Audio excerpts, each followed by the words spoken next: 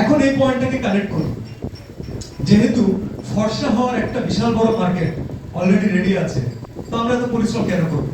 আমরা মানুষকে ফর্সাই বানাবো, রাইট? এটা চেষ্টা করতে গিয়ে অনেক প্রোডাক্ট মার্কেটে সয়লাভ হয়ে গেছে, দেশি প্রোডাক্ট, বিদেশি প্রোডাক্ট, যারা স্কিন কেয়ারের নামে আপনাদেরকে ফর্সা করার অনেক এলিমেন্টস বিক্রি করছে।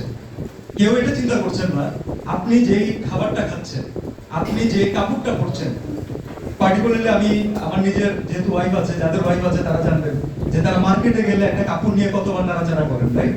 মাঠের অলরাউন্ডার আমি, আর ঘরের allrounder Tilex. Tilex toilet cleaner, clean মানেই টাইলক্স। এটা আপনার গায়ের উপরে পড়ে থাকে ভাই, সেটা নিয়ে আমরা এত কনসার্ন। তাহলে যেটা ডিরেক্টলি আপনার স্কিনে অ্যাপ্লাই করেন, সেটা নিয়ে আপনাদের কতটুকু কনসার্ন হওয়া দরকার আমার মনে হয় আপনারা বেটার বুঝবেন।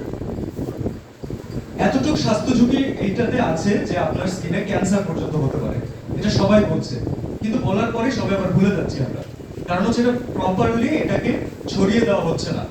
অথবা যারা একটা সোসাইটি পর্যন্ত যারা জিনিসপত্র জানেন, যারা গুগল করেন, রিসার্চ করেন, তারা হয়তো অনেকটা ইউটিউব ভিডিওস দেখেন, যারা তারা হয়তো অনেকে জানেন, কিন্তু আপনাকে তো জানতে হবে যে এর বাইরেও একটা অনেক বড় শ্রেণী আছে যাদের কাছে এসবের অ্যাক্সেস নেই, তো তাদেরকে তো এটা ইনফরমেশনটা জানাতে হবে।